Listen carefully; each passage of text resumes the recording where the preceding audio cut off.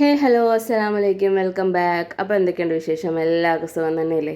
അപ്പോൾ ഇതൊരു day in my life എന്നൊന്നും പറയാൻ പറ്റത്തില്ല. ഒരു ഉച്ചവരെയുള്ള ഒരു ലഞ്ചിൻ്റെ പ്രിപ്പറേഷനാണ് കാണിക്കുന്നത്. അപ്പോൾ ഇന്നതേ കുറച്ച് നവര മീൻ കിട്ടിയിട്ടുണ്ട്. അപ്പോൾ അതെല്ലാം ഞാൻ ഈ ക്ലീൻ ചെയ്തെടുക്കുന്നുണ്ട് കേട്ടോ. ഇവിടെ ഇതിന് നവര എന്നാണ് പറയുന്നത്. ചില നാട്ടിൽ ഓരോ നാട്ടിലും ഓരോ പേരൊക്കെയാണ്. ചിലയിടത്ത് ചേമീനോ അങ്ങനെ എന്തൊക്കെയോ പറയും. ഇതിന് വേറെ പേരുകളൊക്കെ ഉണ്ട്, എനിക്കറിയാം ഗൈസ്, പക്ഷേ ഇപ്പോൾ മറന്നുപോയി. പിന്നെ ഇത് ക്ലീൻ ചെയ്യുന്നതുണ്ടല്ലോ, എന്നെ സംബന്ധിച്ചിടത്തോളം എനിക്ക് ഭയങ്കര പാടാണ്. മീനുകളിൽ ക്ലീൻ ചെയ്യാൻ എനിക്ക് ബുദ്ധിമുട്ട് ഈ നവര മീനാണ്. ഇതിൻ്റെ ചെതമ്പലും ഒക്കെ, ഇതിൻ്റെ മുള്ളൊക്കെ കൊണ്ട് കൈയൊക്കെ മുറിയും. അപ്പോൾ ഇത് ക്ലീൻ ചെയ്യാൻ എനിക്ക് ഭയങ്കര പാടാണ്. കത്തിരി ഉപയോഗിച്ചാണെങ്കിൽ ഇത്തിരി കൂടെ ഈസി ആയിരിക്കും. ഇതൊക്കെ കത്തിരി ഉപയോഗിച്ച് വെട്ടുന്നതാണ് നല്ല എളുപ്പം. ഞാൻ എടുക്കാൻ മടിച്ച് ഞാൻ പിന്നെ കത്തി വെച്ച് തന്നെ വെട്ടിയെടുക്കുന്നുണ്ട്. അങ്ങനെ ഞാൻ ഇതെല്ലാം ക്ലീൻ ചെയ്ത് റെഡിയാക്കി എടുത്തിട്ടുണ്ട് കേട്ടോ. ഇനിയിപ്പോൾ ഞാൻ ഈ കെട്ടിയെടുക്കുന്നത് എന്താണെന്നറിയാവോ? വേറെ ഒന്നുമല്ല, നമ്മുടെ മീനിൻ്റെ വേസ്റ്റ് ഇല്ലേ, അതിങ്ങനെ കവറിലാക്കി കെട്ടി ഫ്രീസറിൽ വെച്ച് ഫ്രീസ് ചെയ്താണ് ഞാൻ ഡിസ്പോസ് ചെയ്യുന്നത്. അതാകുമ്പം കുറച്ചുകൂടെ വൃത്തിയും മെനയൊക്കെ ആയിരിക്കും. അങ്ങനെയല്ല, അതാകുമ്പോൾ കുറച്ചുകൂടെ ഈസിയാണ് ഗൈസ്, അതുകൊണ്ടാണ്. ഇനിയിപ്പോൾ ഞാൻ കുറച്ച് വെളുത്തുള്ളിയൊക്കെ പൊളിച്ചെടുക്കുന്നുണ്ടേ. വേറെ ഒന്നിനല്ല, നമ്മുടെ ഇത് ഫിഷ് ഫ്രൈ ചെയ്യുമ്പോൾ അതിൽ ചതച്ച് ചേർക്കാനാണ്. ഇവിടെ എല്ലാവർക്കും ഇഷ്ടമാണ് ഈ ഒരു മണം, വെളുത്തുള്ളിയുടെ ഈ ഒരു സ്മെല്ല്. നല്ല ടേസ്റ്റുമാണ് ഫ്രൈക്ക്. അതായത് നമ്മൾ അടുക്കളയിൽ നിന്ന് മീൻ ഫ്രൈ ചെയ്യുമ്പോൾ ഗേറ്റിൻ്റെ പുറത്ത് വരെ സ്മെല്ലടിക്കും, അത്ര സ്മെല്ലായിരിക്കും. അങ്ങനെ ഞാൻ എല്ലാം ചതച്ചെടുത്തിട്ടുണ്ടേ. ഇനിയിപ്പോൾ നമുക്ക് എന്താണ് ഇതിലോട്ട് മുളക് പൊടി, മഞ്ഞൾപ്പൊടി, പെരിഞ്ജീരകപ്പൊടി, ഉപ്പ്. ഇനിയിപ്പോൾ പിന്നെ നിങ്ങളതിൽ ഉണ്ടെങ്കിൽ കുരുമുളക് പൊടിയും ഇച്ചിരി നാരങ്ങ നീരുമൊക്കെ ചേർത്ത് മിക്സ് ചെയ്താലുണ്ടല്ലോ, ഭയങ്കര ടേസ്റ്റാണ്. നമ്മൾ ഈ റെസ്റ്റോറൻറ്റിൽ നിന്നൊക്കെ വാങ്ങിക്കൂലേ മീൻ ഫ്രൈ ചെയ്തത്, അതിൻ്റെയൊക്കെ ഒരു ടേസ്റ്റാണ്. ചെയ്തിട്ടില്ലാത്തവരുണ്ടെങ്കിൽ ഒന്ന് ചെയ്ത് നോക്കുക കേട്ടോ, നല്ല ടേസ്റ്റാണ്. ഇന്ത്യയിൽ ഇപ്പോൾ ഇല്ലാത്തതുകൊണ്ട് ഞാൻ ഒന്നും ചേർക്കുന്നില്ല. എന്തായാലും കുരുമുളക് ഉണ്ടെങ്കിൽ ചേർത്ത് നോക്കുക, നല്ല ടേസ്റ്റാണ്. അങ്ങനെ ഞാൻ അതൊക്കെ മിക്സ് ചെയ്ത് റെഡിയാക്കി എടുക്കുന്നുണ്ട് കേട്ടോ. ഇനിയിപ്പോൾ ക്ലീൻ ചെയ്ത് വെച്ചിരിക്കുന്ന മീനെടുത്ത് നമുക്ക് ഒന്നൊന്നായിട്ട് വരയിട്ടെടുക്കാം. നമ്മൾ ഈ വരയിടുമ്പോഴുണ്ടല്ലോ നല്ല, അതായത് ആ മുള്ളിൽ തട്ടുന്ന രീതിയിൽ അകത്ത് നന്നായിട്ട് വരയിടണം. എങ്കിൽ മാത്രമേ നമ്മൾ ഈ അരപ്പ് തേക്കുന്ന സമയത്ത് അകത്തോട്ടൊക്കെ അരപ്പ് പിടിക്കത്തുള്ളൂ. അങ്ങനെയാണ്. സത്യം പറയാമല്ലോ ഗൈസ്, വയ്യ. പനി, ചുമ, ജലദോഷം ഇതെല്ലാം ഉണ്ട്. ഇതിൽ നിന്ന് ഇങ്ങനെ റിക്കവറായി വരുന്നതേ ഉള്ളൂ. അപ്പോൾ ഞാൻ ടാബ്ലറ്റ്സൊക്കെ കഴിക്കുന്നുണ്ട്. ഹോസ്പിറ്റലിൽ കൊണ്ടുപോയി കാണിച്ചു. സിറപ്പുണ്ട്. പനിയും ജലദോഷമൊക്കെ കുറച്ച് കുറഞ്ഞു. പനി നന്നായിട്ട് കുറഞ്ഞു, ജലദോഷം കുറച്ച് കുറഞ്ഞു. ഒരു സൗണ്ട് ഒന്നും ക്ലിയർ ആയില്ല, അത്രയേ ഉള്ളൂ. ഇതിനിടയിൽ എൻ്റെ ബാക്കി പരിപാടികളൊക്കെ നടക്കുന്നുണ്ട് കേട്ടോ. തുണി കഴുകലും കാര്യങ്ങളൊക്കെ മക്കളെ ഏൽപ്പിച്ചിട്ടുണ്ട്. പക്ഷേ ഫുള്ള് അവരെ ഏൽപ്പിച്ചാൽ കൊളാക്കി തരും. ഇടയ്ക്ക് ഞാനും കൂടെ പോയി നോക്കുന്നുണ്ട്.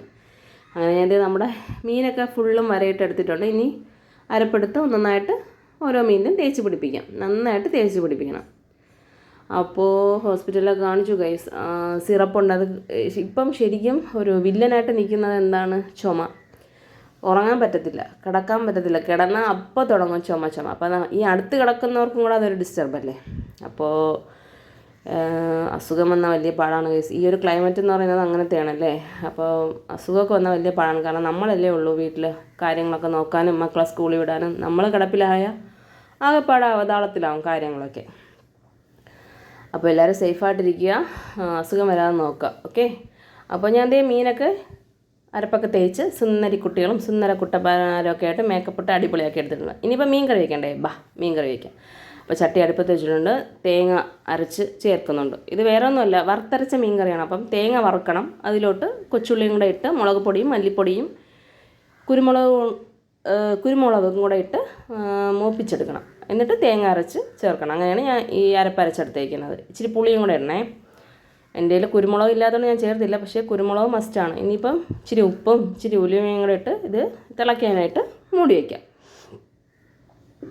ഇനിയിപ്പോൾ കറിയിലോട്ട് ചേർക്കാനുള്ള പച്ചമുളകും തക്കാളിയും ഒക്കെ റെഡിയാക്കി എടുക്കുന്നുണ്ട് അരിഞ്ഞ് കേട്ടോ. ഇനി നമ്മൾ സാധാരണ കറിയിൽ ചേർക്കുന്നത് തൊണ്ടമുളകില്ലേ, തിരുവനന്തപുരത്ത് തൊണ്ടമുളക് എന്നാണ് എനിക്കറിയാമെന്നുള്ളത്. അതിന് വേറെ പേരെനിക്കറിയത്തില്ല. ഒരു ഉണ്ട മുളകുണ്ടല്ലോ, അതിപ്പോൾ കിട്ടാനില്ല ഗൈസ്. അപ്പം ഞാൻ പച്ചമുളക് ചേർക്കുകയാണ്. അതാണ് കുറച്ചുകൂടെ ടേസ്റ്റ്. കരിയേപ്പില ഇങ്ങനെ എടുത്തിട്ടുണ്ട്. കരിയേപ്പില ഇങ്ങനെ ബോക്സിലാക്കി വെക്കുമ്പോഴുണ്ടല്ലോ എത്ര നാളുവാണെങ്കിലും ഫ്രഷ് ആയിട്ട് അങ്ങനെ തന്നെ ഇരിക്കും ഫ്രിഡ്ജിൽ. അങ്ങനെ ഞാൻ കറിവേപ്പിലയും പിന്നെ നമ്മുടെ തക്കാളി അരിഞ്ഞ് വെച്ചിരിക്കുന്ന തക്കാളിയും പച്ചമുളകും കൂടെയൊക്കെ ചേർത്ത് നന്നായിട്ട് ഇളക്കി ഒരു 10 മിനിറ്റ് തിളയ്ക്കാനായിട്ട് നമുക്ക് മൂടി വയ്ക്കാം. അപ്പോൾ കറികളെല്ലാം അവിടെ ഇരുന്ന് സെറ്റായി വരും. അപ്പോൾ അതേ കറിയൊക്കെ തിളച്ച് വരുന്നിട്ടുണ്ട് കേട്ടോ. ഇനിയിപ്പോൾ ഇതിലോട്ട് നമുക്ക് കഴുകി വൃത്തിയാക്കി വെച്ചേക്കുന്ന മീനില്ലേ അതെടുത്തിട്ട് കൊടുക്കാം. കൊഴിയാള മീനാണേ, ഫ്രൈക്ക് നവരയാണ്, കറി വയ്ക്കാനായിട്ട് കൊഴിയാള മീനാണ് എടുത്തിട്ടുള്ളത്. അപ്പോൾ ഇട്ടുകൊടുക്കുക. അതെന്താണ് ഗൈസ് ഈ തിളച്ചതിന് ശേഷം മാത്രമേ മീൻ ഇടാവുള്ളൂ എന്ന് പറയുന്നത്? എനിക്ക് സത്യം പറഞ്ഞാൽ അതെന്താണെന്ന് അറിയില്ല. എല്ലാവരും ചെയ്യുന്നതുകൊണ്ട് ഞാനും ചെയ്യുന്നതേ ഉള്ളൂ. എൻ്റെ ഉമ്മായൊക്കെ അങ്ങനെയാണ് ചെയ്യുന്നത്. ആദ്യപ്പോഴേ മീനിട്ടാൽ എന്താണ് പ്രശ്നം അറിയാമെന്നുള്ളവരുണ്ടെങ്കിൽ കമൻറ്റ് ചെയ്യും. അപ്പോൾ മൂടി വെച്ച് വേകാനായിട്ട് മാറ്റി വയ്ക്കാവേ.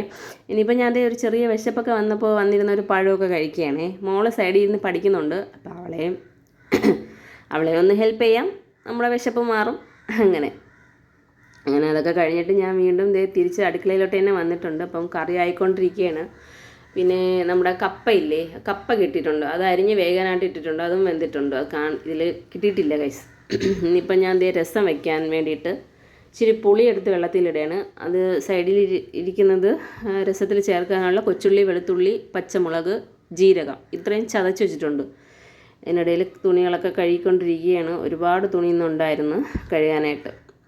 അങ്ങനെ ഞാൻ മീനൊക്കെ ഒന്നൊന്നായിട്ട് പൊരിച്ച് എടുക്കുന്നുണ്ട് കേട്ടോ. ഇപ്പോൾ കുറച്ച് മീനും കൂടെ ഉണ്ട്.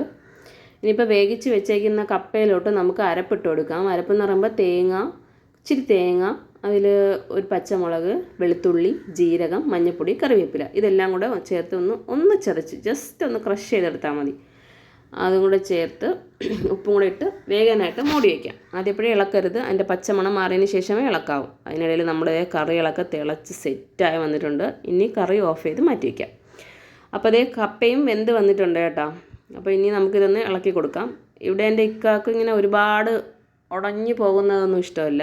ഇച്ചിരി കടുപിടുന്ന് ഇങ്ങനെ കടിക്കാൻ പാകത്തിനുള്ള പീസസ് കിടക്കണം, അങ്ങനത്തെ കപ്പയാണ് ഇഷ്ടം. പക്ഷേ എനിക്കൊക്കെ ഉണ്ടല്ലോ ഇങ്ങനെ വെന്ത കീല് പോലെ ആവുന്നതാണ് ഇഷ്ടം. അതാണ് ഇവിടെ നമുക്കൊക്കെ ഇഷ്ടം. അങ്ങനെ ഞാൻ എൻ്റെ എല്ലാ പണികളും തീർന്നിട്ടുണ്ട് ഗൈസ്. ഇതാണ് നമ്മുടെ അടുക്കളയുടെ വൃത്തിയും മെനയും നിങ്ങൾ നോക്കണ്ട. ഇത് ഒരുപാട് പഴക്കമുള്ള വീടാണ്, ഒത്തിരി വർഷം പഴക്കമുള്ള വീടാണ്. അങ്ങനെ ഞാൻ അവിടെയാണ് കറികളൊക്കെ എടുത്ത് വെച്ചേക്കുന്നത്. കുറച്ച് കഴിഞ്ഞ് ഇങ്ങോട്ട് മാറ്റി വയ്ക്കും. അപ്പോൾ ഞാൻ വിറകടുപ്പിലാണ് ചോറ് വെച്ചിട്ടേക്കുന്നത്, അത് അടിച്ചിട്ടേക്കുകയാണ്. അപ്പോൾ എങ്ങനെയുണ്ട് നമ്മളെ അടുക്കള? ഇനിയിപ്പോൾ ഞാൻ പുറകുവശം കൂടെ ജസ്റ്റ് ഒന്ന് കാണിച്ചു തരാം. വേറെ ഒന്നുമല്ല, ഒരു തെങ്ങുണ്ട്, ഒരു പപ്പായ ഉണ്ട്, പിന്നെ അത് ബാത്റൂമാണ്. ഇതൊക്കെയാണ് നമ്മുടെ ഈ കുഞ്ഞ് വീട്. അൽഹംദുലില്ലാ, ഞങ്ങൾക്കിത് സ്വർഗ്ഗമാണ് ഗൈസ്. ഇതുപോലും ഇല്ലാത്ത ഇത്ര പേരുണ്ടല്ലേ. അങ്ങനെ ഇനിയിപ്പോൾ എൻ്റെ പണികളും ഒക്കെ കഴിഞ്ഞ് കുളിയും നിസ്കാരം എല്ലാം കഴിഞ്ഞ് ഞാൻ ചോറ് തിന്നാൻ പോവുകയാണ് ഗൈസ്. അങ്ങനെ ചോറിട്ടു. ഇത് റേഷൻ അരിയാണ്, റേഷൻ ചമ്പാ അരിയാണ്. സൂപ്പർ ചോറാണ്, നല്ല ടേസ്റ്റാണ്. കുറച്ച് അധികം വെള്ളത്തിൽ ഒരുപാട് നേരം കഴുകണമെന്നേ ഉള്ളൂ, വേറെ ഒരു പ്രശ്നവും ഇല്ല. നല്ല ചോറാണ്, ഇവിടെ എല്ലാവർക്കും ഇഷ്ടമാണ്.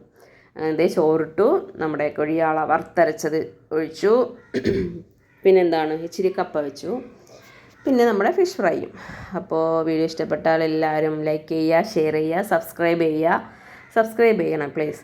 അപ്പോൾ മറ്റൊരു അടിപൊളി വീഡിയോ ആയിട്ട് വീണ്ടും കാണാം. അതുവരേക്കും ടാറ്റാ ബൈ ബൈ, സീ യു. എല്ലാവരും ഓടിപ്പോയി ചോറ് കഴിച്ചോളൂ.